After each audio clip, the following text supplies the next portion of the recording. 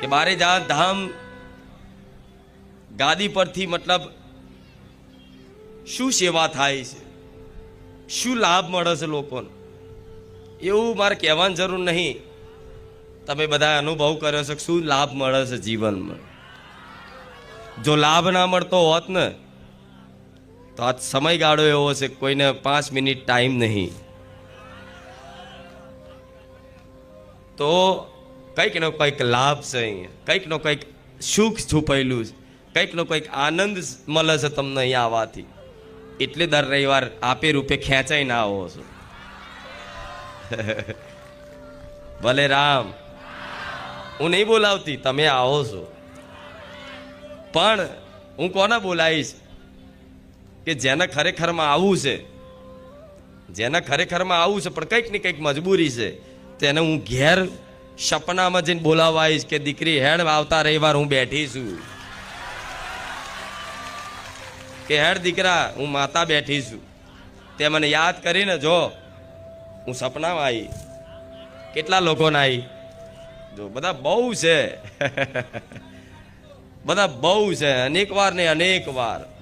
ઘેર બેઠા ખાલી મોબાઈલમાં જોવાથી, મનથી ખાલી સ્મરણ કરવાથી, મોબાઈલમાં દર્શન કરવાથી, તમે મનથી પ્રાર્થના કરી હોય ને તો કંઈક કંઈક ભાવિકોનો અનુભવ છે એ જ રાતે સપનામાં આવી. તમને આશ્ચર્ય થયું કે હારું આવું કેવું? આ માતાજીનો તો વિડીયો જોયો તો મેં સવારમાં તો આ પ્રાર્થના કરી છે ને માતાજી મને સપનામાં આવીને આશીર્વાદ આલે છે. આવી કેવી માતા હશે એ આવા કાળા કળિયુગમાં? જે સતયુગના પરચા હોય ને એવા આવા હળાહળ કળિયુગમાં કુખાર મેલડીના સાનિધ્યમ જોવા મળે છે. એ બધા દરેક ભક્તોનો અનુભવ છે, મારે કહેવાની જરૂર નથી. કેટલા પરચા, અનંત પરચા છે. એ અનંત પરચા જોઈને જ આ બધા આકર્ષિત થઈને આપે રૂપે ખેંચાઈ આવો છો. અહીંયા તમે આવો છો તો મને ખૂબ આનંદ થાય છે.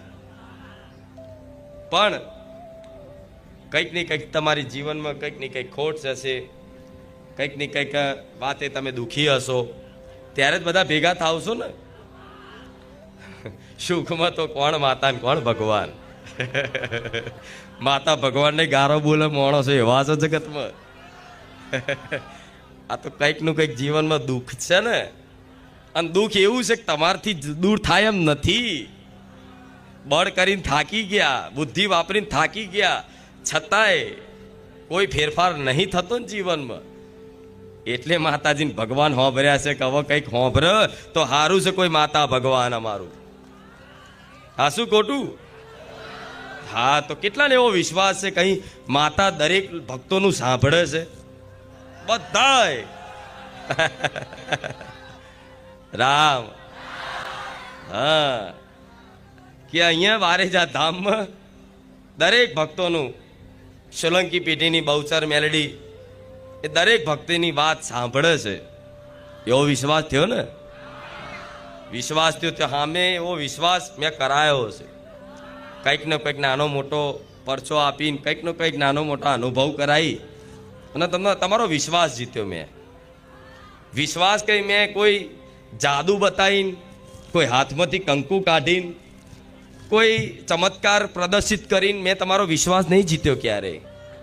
ક્યારે જોયું મારા ધામમાં જાહેર મંચ ઉપરથી મેં કોઈ ચમત્કાર કર્યો હોય કે આમ કરીને કંકુ કાઢ્યું, આમ પૈસા ઉડાડ્યા અને કંઈક નારિયેળ હરગાયું, લીંબુ ઉડાડ્યું, બધું બહુ હોય છે.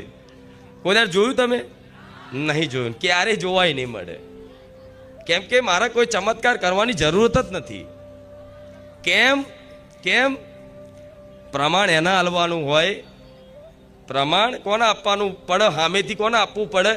જે વ્યક્તિ જાતે જ ખોટો હોય, અસત્યના વસ્તુને સત્ય સાબિત થવા માટે કંઈક પ્રમાણ પૂરવું પડે કે જો હું સાચી માતા છું, મારા હાથમાંથી કંકુ નીકળે છે. જેના પોતાના મતલબ બીજાને દર્શાવી અને વિશ્વાસ જીતવો હોય ને એ બધા ખેલ કરે. ખુખાર મેલડી ક્યારેય ના કરે. સાસુ ખોટું? હા, ખુખાર મેલડી ધારે તો કાઢી એક જ. રામ, એ તો મારા ભક્તોનો વિશ્વાસ છે પૂરેપૂરો. કે મારી તારી વાત ના થાય, તું ધારું એ કરી શકું છું. પણ મારે કોઈ આવી રીતે ચમત્કારનું પ્રદર્શન કરી અને કોઈ ભક્તોને ખાલી મતલબ મારે તમારા જોડથી કંઈ સ્વાર્થ નહીં, એટલા માટે હું કોઈ આવું પ્રદર્શિત કરીને તમને અહીં બોલાવવાનું નહીં કરતી. કેમ કે મારે હું માતા સત્ય છું, હું સતવારી છું. એ મારે કોઈ દુનિયાના પ્રમાણ આલવાની જરૂર નથી. જે મારા પારે આવે સાચા વિશ્વાસથી, શ્રદ્ધાથી, નમ્રતાથી, દૈન્ય ભાવથી, ગરીબ બનીને, નાનો બનીને અને બસ અહીં મારા ધજાના દર્શન કરે કે મઢુલીના દર્શન કરે, આ ચુંદડીના રૂપના દર્શન કરે કે ગમે ત્યાં ધામમાં આવીને ખાલી મારી સમક્ષ ખાલી બે હાથ જોડી અને માથું થોડું નીચું નમાઈ અને ખાલી પ્રાર્થના કરે ને કે હે માં, હું તારા પારે આવ્યો છું માં, તું જગતમાં બધાનું મતલબ સાંભળી અને બધાના જીવનમાંથી કંઈક ના કંઈક દુઃખ દૂર કરે છે. તો માં એક નાની એવી અરજી મારી છે, માં તું ધારા તો બધું થઈ શકે છે, પણ એક નાની એવી અરજી મૂકું છું માં, મારી આ અરજી પૂરી કરી આલજે. બસ આટલી ખાલી નમ્રતાથી, દૈન્યતાથી, ગરીબ બનીને, નાના બનીને આમ લાઈનમાં ઊભા રહીને દર્શન કરીને ખાલી આમ દોકું મસ્તક નમાવો ને, લાખોની ભીડ હોય પણ હું મેલડી, ખુખાર મેલડી એની પર પહેલી નજર મારું. લાખો ભક્તોની ભીડ હોય પણ લાખો ભક્તોની ભીડ વચ્ચે એ ભક્ત ઉપર પહેલી મારી નજર પડે કે કોણ સાવો ભક્ત જે સાચા ભાવથી મને માતાને પોકારી, નાનો બનીને મને માતાની યાચના કરી, રોઈને કે દુખી થઈ અને મને માતાને યાદ કરી, તરત હું માતા જોઉં. અને પહેલી વસ્તુ તો અહીં ધામમાં જે આવો છો ને એની પહેલી શિસ્તતા જોઉં. શું જોઉં? એની શિસ્તતા જોઉં કે ધામમાં આવતા અહીં આવે છે તો ભલે લાઈનમાં ઘૂસ મારે છે કે નહીં મારતો, કોઈની ઓળખાણ કાઢે છે કે નહીં કાઢતો, કોઈની ધક્કા ધક્કી કરે છે કે નહીં કરતો, કોઈને અપશબ્દ બોલે ઊંચા અવાજેથી બોલે છે કે નહીં બોલતો, કોઈ નાના મોટાની મર્યાદા રાખે છે કે નહીં રાખતો, આ બધું નોટિસ કરું, આ બધું માતા જોઉં, પછી હું કૃપા કરું છું. એમ હાથમાં આવે એવી નહીં. સાસુ ખોટું? પછી અહીં આવીને લાઈનમાં ઊભા રહી નાગા જાઉં, અહીંથી આવ્યો છું, અહીંથી આવ્યો છું, ધક્કા ધક્કી કરી અને ઘૂસ મારે તો કોઈ ના જુઓ. સેવકોને તમે ઉલ્લુ બનાવી જાઓ, માતાને થોડી બનાવી જાઓ. હું તો જોઈ જ લો. હા તું તારી લાઈન કાપી, કોઈ વાંધો નહીં, 2 રવિવાર પછી તારું હોંભરી જા. તું 4 લોકોની આગળ આવ્યો હોય એટલે 4 લોકો તારા 4 રવિવાર તારા ઘટી ગયા. સાસુ ખોટું? હા, તો એનું કારણ છે કે હું લાઈન કાપવાથી હું દુઃખી નહીં થતી માતા, કે હું નારાજ નહીં થતી કે કેમ લાઈન ત્યાં કાપી, એ વાતે હું નારાજ નહીં થતી. પણ હું એ વાતે નારાજ થઉં કે તમે કદાચ કોઈ ભક્તોની લાઈન હોય અને કોઈ ભક્ત સવારથી આવી અને બપોરને આવીને તાપમાં કદાચ લાઈનમાં ઊભા હોય અને કોઈ 4-5 જણા આવી અને ગમે તેને ધક્કા મૂકી કરીને અંદર ઘૂસ મારી જાય તો પાછળ ઊભેલા 100 ભક્તોની આત્માને ઠેસ પહોંચે કે નહીં? કે ભાઈ અમે હવાના ઊભા છીએ, 2 કલાકના તાપમાં ઊભા છીએ, તમે ડાયરેક્ટ આવીને અંદર ચમના જતા રહ્યા કે હું આમાં છું, મને પેલાએ મોકલ્યો છે, મને આણે મોકલ્યો છે. તમે ભક્તો તો શું ના બોલે, હાર ભાઈ કોઈ વાંધો નહીં, તમે જતા રહો લાઈનમાં, કોઈ વાંધો નહીં, બરોબર. પણ પાછળ બીજા 100 લોકો હશે, એની આત્માને ઠેસ પહોંચે કે નહીં? એને દુઃખ થોડું તો લાગે કે નહીં? એ ઠેસ પહોંચે એનો અપરાધ તમને નડે. હું મેલડી નડું અને હું તો નારાજ નહીં થતી. તમે તમારી લાઈન તોડીને આવો કે ગમે તે રીતે મૂળ આવો છો ને એ મારા માટે મહત્વનું છે. તમે ગમે તે ભાવથી આવો, ઘૂસ મારી નહીં આવો, શું ઘૂસ મારી નહીં આવો, પણ તમે આવો છો તો હું રાજી છું. પણ આ શીખ એટલે આલું છું કે કેમ કે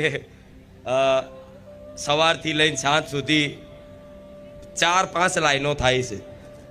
એક ચાવાળાની લાઈન અલગ હશે, એક દર્શનવાળાની લાઈન, એક રામ નામ બુક લેવા વાળાની લાઈન, બરોબર, એક રસોડાની પ્રસાદીની લાઈન, બીજી આ બાજુ ચાનો સ્ટોલ હોય એની લાઈન, પાછું ઉનાળો ચાલુ થયો એટલે છાશ, આઈસ્ક્રીમ બધું મળવાનું, એની બીજી લાઈન.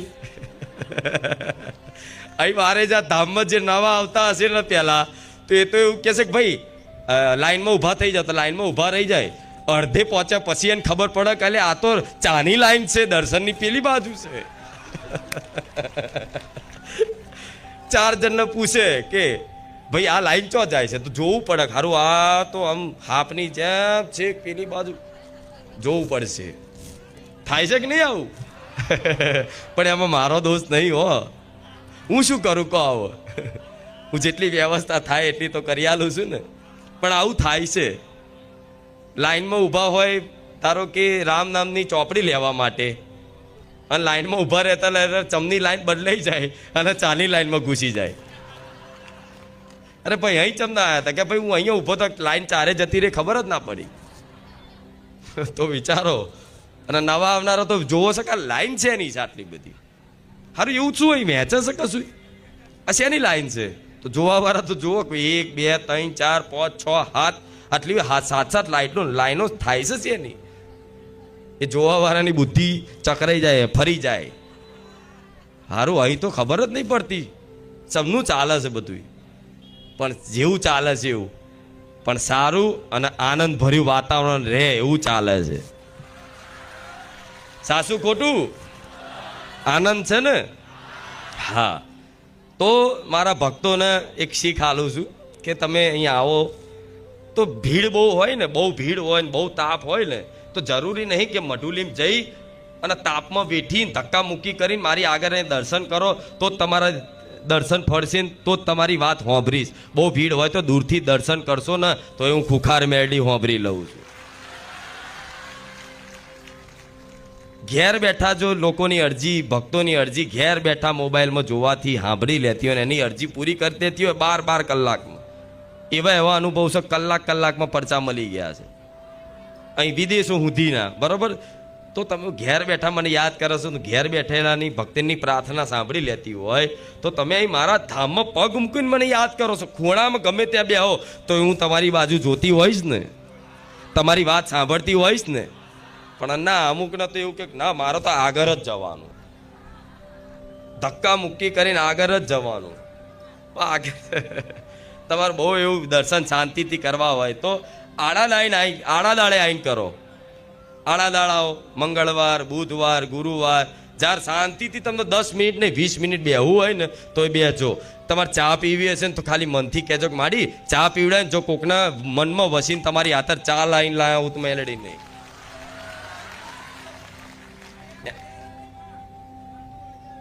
મનમાં વસાઈને ઘડિયાળ આલી ભલે રામ, પણ આવો મારો પ્રેમ છે તમારા દરેક પ્રત્યે.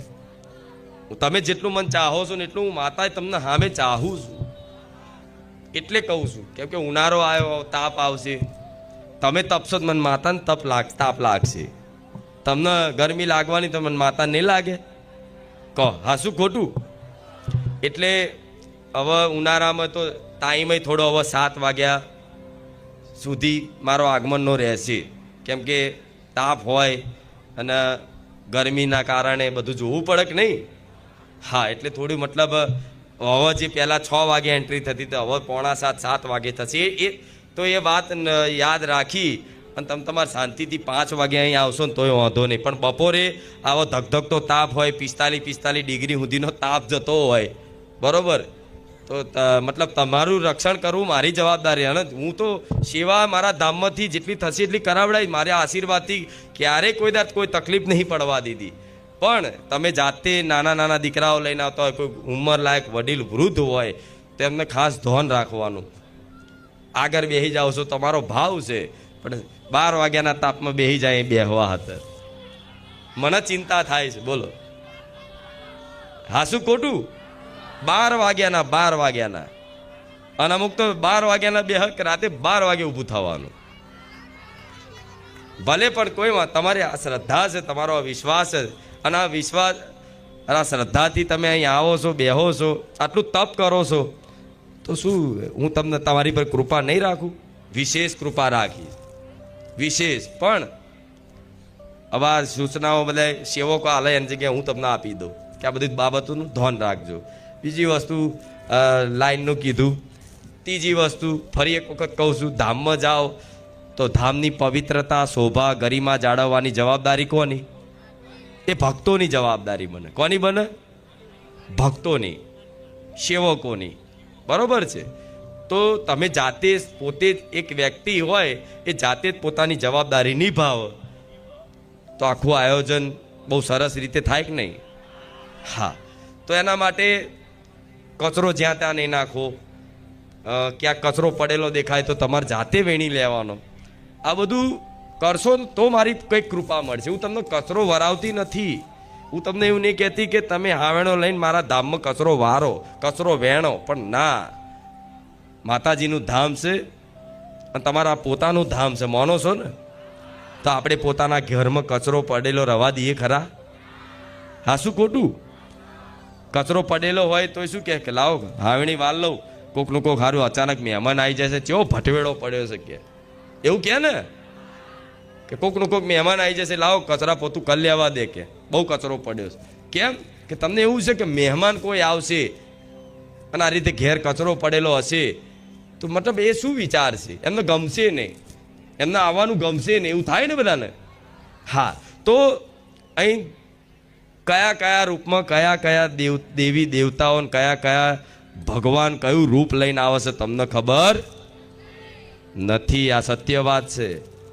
તમે નહીં માનો પણ હું માતા જ કહીશ કે મારા ધામમાં રામ નામ લેવાય છે.